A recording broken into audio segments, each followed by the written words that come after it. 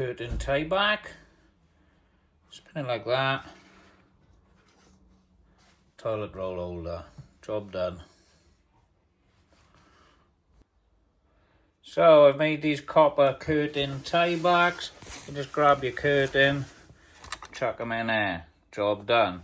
What I just realised is, well, you can use these for depending on what size you're going with. If you're using a 22mm pipe, a 15mm pipe, you can just bend these down like so without tightening the mason clips up, and then you can have a toilet roll holder. Job done.